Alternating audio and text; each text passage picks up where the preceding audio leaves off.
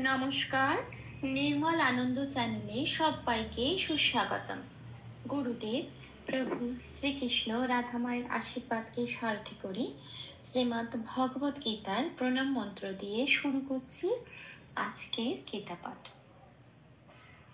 শ্রীকৃষ্ণ হৃদয়ম গীতা সংসার মলনাশিনীম জ্ঞানম ভক্তিম মুক্তিদাত্রীম গীতাদেবীম নমস্তুতে। ওম নমো ভগবতে বাসুদেবায়। ওম নমো ভগবতে বাসুদেবায়। ওম নমো ভগবতে বাসুদেবায়। রাধে রাধে রাধে রাধে রাধে রাধে রাধে রাধে রাধে রাধে। শ্রীমদ্ ভগবত গীতা প্রথম অধ্যায়, শ্লোক নাম্বার 4। অত্র শূরা মহেশ্বাসা ভীম অর্জুন সমায়ুধি ইউধানো বিরাটশ্চ দ্রুপদশ্চ মহারথঃ। আচ্ছা, এখানে প্রথম লাইনের প্রথম পাঠটা হচ্ছে অত্র শূরা মহেশ্বাসা। এটুকু এবার বলে দিই সংস্কৃততে কিভাবে বলবো, উচ্চারণ করব। অত্র যেমন আছে তেমন, শূরা তার্গস্বয় দীর্ঘই, অবশ্যই সেটাই জোর দেব। অত্র শূরা।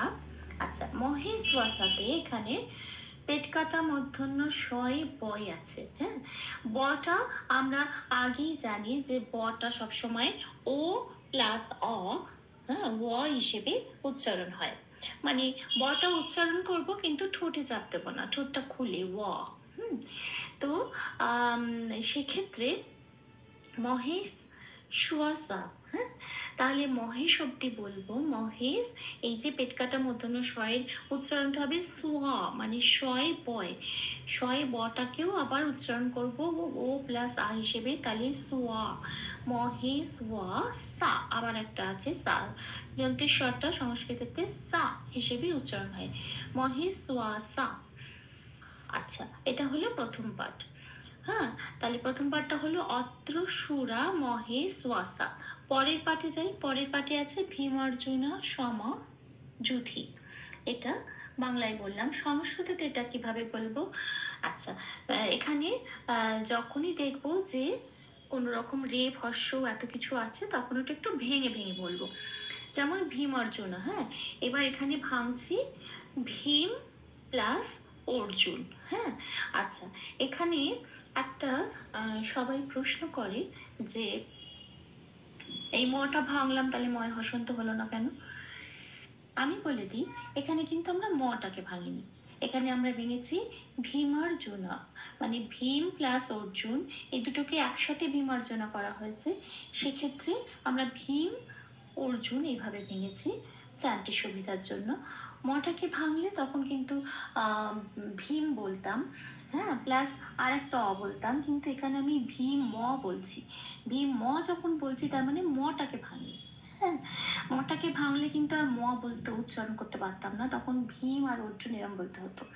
কাজেই এখানে জাস্ট সন্ধি বিচ্ছেদের জন্য ময়ের সাথে অ আর অর্জুনের অ মিলে আ হয়ে সেই সন্ধি বিচ্ছেদের জন্য ভীম আর অর্জুন দুটো কথাকে ভাঙা হয়েছে। ভীম, সেজন্য ময়ের উচ্চারণ ময় করব। ভীম।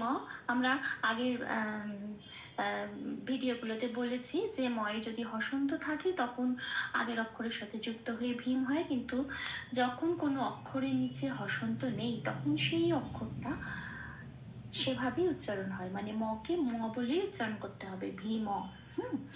আচ্ছা, তাহলে ভীম অর্জুনা ভেঙে দিলাম। সমা যেমন আছে তেমন। যুধি। যুধিতে সংস্কৃতিতে অন্তস্থ জটা হর্ষই প্লাস অন্তস্থ হিসেবে উচ্চারিত হয়। আমি বেগুনি রঙের তালিকাপত্রে একটু দেখিয়েও দিয়েছি লিখে, উচ্চারণের বুঝতে সুবিধার জন্য। তা অন্তস্থ জটা হর্ষই এবং অন্তস্থ হিসেবে উচ্চারণ যেহেতু হয়, সেজন্য এখানে যুধিটায় হয়ে যাবে হর্ষই প্লাস অন্তস্তয় হস্য মানে ইউথি। উচ্চারণটা হবে ইউথি। আমি একটু এই যে এই প্লাস দিয়ে এগুলো আমি একটু ভেঙে ভেঙে লিখে বোঝানোর চেষ্টা করেছি, যাতে এই সংস্কৃত উচ্চারণের কাছাকাছি পৌঁছতে পারি। সেজন্য সংস্কৃত উচ্চারণটা বাংলা এইভাবে ভেঙে ভেঙে লিখে বোঝানোর চেষ্টা করেছি। ভীম অর্জুন সামা, ওই শকে যন্ত্রের শকে আমরা যেমন স বলি, ওরা বলে সা, সামা ইউধি। আচ্ছা, তাহলে সেকেন্ড পার্টটা হলো ভীম অর্জুন, ভীম অর্জুন আর বলে ওরা ভীম অর্জুন সমা ইউধি। তাহলে পুরো লাইনটা কি পেলাম? অত্র সুরা মহেশ্বাসা, পরের পাটে ভীম অর্জুন সামা ইউথি। এবার আসি সেকেন্ড লাইন। সেকেন্ড লাইনের প্রথম পার্টটা হচ্ছে ইউধান যুযুধান বিরাটস্ত্র। এটা বাংলায় বললাম, এবার এটাকে সংস্কৃতে কিভাবে বলবো? আগেই বলেছি অন্তস্থ জটা সংস্কৃতিতে হস্যই প্লাস অন্তস্থ হিসেবে লিখিত হয়। তাহলে অন্তস্থ জয় হস্য অন্তস্থ জয় হস্য আছে, তাহলে এখানে হবে হস্যই অন্তস্থয় হস্য, হস্যই অন্তস্থয় হস্য। তাহলে উচ্চারণটা কিরকম হবে? ইউ ইউ ইউ ধান। বিরাটস্ত্র।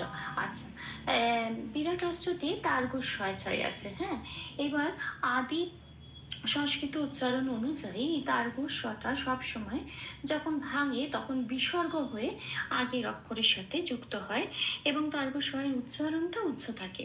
কিন্তু এখনকার সমস্ত চ্যান্টিং এ এই গীতা শ্লোকে এরম যে অক্ষরগুলো উচ্চ থাকে, সেই চ্যান্টিং এর সময় সেই অক্ষরগুলো কেউ উচ্চ রাখে না, সেজন্য তার্গস্বটাকে নিয়েই উচ্চারণ করে। সেজন্য আমি আদি উচ্চারণটা কিভাবে হয় সেটাও দেখিয়ে দিয়েছি, এবং আমিও এখানে তার্গস্বটা নিয়েই উচ্চারণ করছি, সেই জন্য তার্গস্বটাকে ভেঙেও একটু ওপরে ব্র্যাকেট দিয়ে দেখিয়ে দিয়েছি যে কিভাবে ওটা ভাঙবে।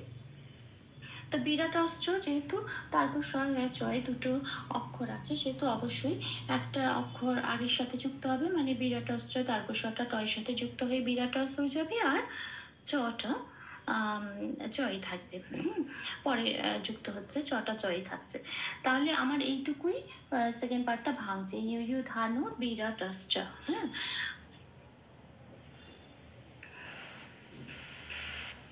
তাই আমি এখানে দেখিয়ে দিয়েছি আদি উচ্চারণ অনুযায়ী ইউ ইউ ধান সংস্কৃতের নিয়ম অনুযায়ী তার্গস্বটা বিসর্গ হয়ে টয়ের সাথে লেগে বিরাট চ হচ্ছে। এবার কেউ এরম ভাবে উচ্চারণ করে না চ্যান্টিং এর সময় যে ইউ ইউ ধান বিরাট চ।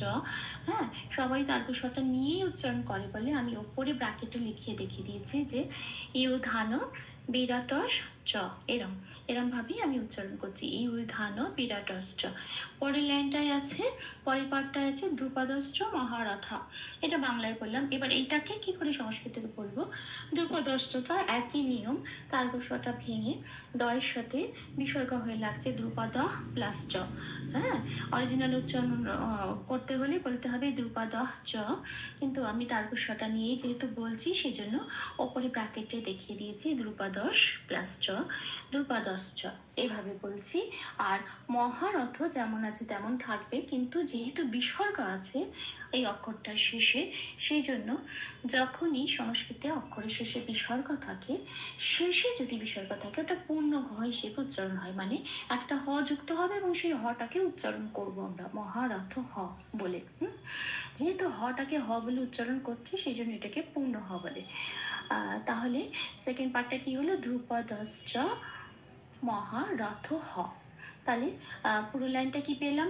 ইউ ইউ ধান বিরাটশ্চ দ্রুপদশ্চ মহারথ হ। পুরো শ্লোকটা কি পেলাম? অত্র সুরা মহেশ্বাসা ভীম অর্জুন সামায়ুধি। পরের লাইনে ইউ ই ধান বিরাটশ্চ দ্রুপদশ্চ মহারথ হ। এইবার এই শ্লোকটিকে আমি 3 বার চান্ট করে দেওয়ার একটু চেষ্টা করছি, ভুল ত্রুটি হলে ক্ষমা করে নেবেন। অত্র সুরা মহেশ্বাসা ভীম অর্জুন সামায়ুধি युयुधानो विराटश्च द्रुपदश्च महारथः अत्रस्तुरा महिष्वासा भीम अर्जुन समायुधि युयुधानो विराटश्च द्रुपदश्च महारथः अत्रशूरा महिष्वासा भीम अर्जुन समायुधि युयुधानो विराटश्च द्रुपदश्च महारथः।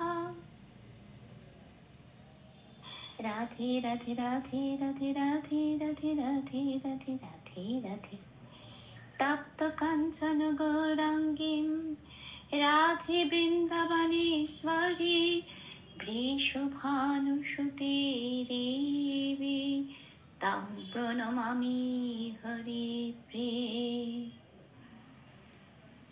শ্রী প্রভু ও শ্রী রাধা মায়ের কৃপা দৃষ্টি আমাদের সবার উপর বর্ষিত হোক। ধন্যবাদ। আপনাদের উৎসাহই আমার অনুপ্রেরণা। আমার সকল ভুল ত্রুটির ক্ষমা প্রার্থনা প্রভুর চরণে অর্পণ করলাম। ওম কৃষ্ণায় বাসুদেবায় হরয়ে পরমাত্মনে প্রণতক্লেশনাশায় গোবিন্দায় নমো নমঃ। ওম শ্রীকৃষ্ণার্পণমস্তু। জয় শ্রীকৃষ্ণ।